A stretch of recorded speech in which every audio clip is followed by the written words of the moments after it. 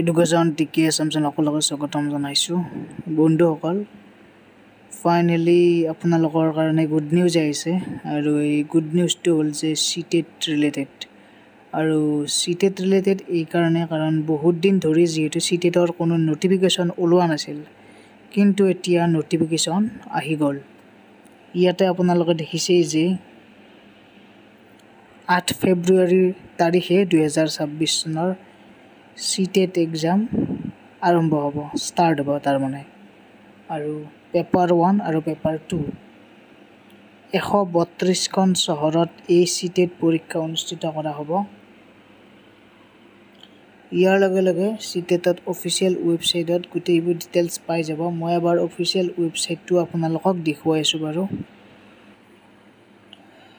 সিটেটৰ যেতিয়া অফিচিয়েল ৱেবছাইটত যাব তেতিয়া আপোনালোকে এনেকুৱাকৈ দেখা পাব আৰু ইয়াতে আপোনালোকৰ এখন আছে যে সিটেট ফেব্ৰুৱাৰী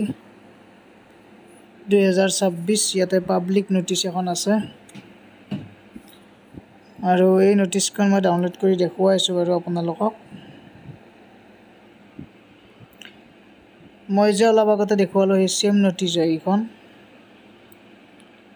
আৰু আপোনালোকৰ গোটেইবিলাক সিলেবাছ হওক আৰু এক্সামিনেশ্যন ফিজ এক্সামিনেশ্যন চিটিজ এইবিলাক অতি সোনকালে সিটেট ৱেবছাইটত আৰু এভেইলেবল হ'ব মুঠৰ ওপৰত 8 ফেব্ৰুৱাৰী তাৰিখে আপোনালোকৰ পেপাৰ 1 আৰু পেপাৰ 2 এক্সামটো অনুষ্ঠিত হ'ব গতিকে ৰেডি ফৰ সিটেট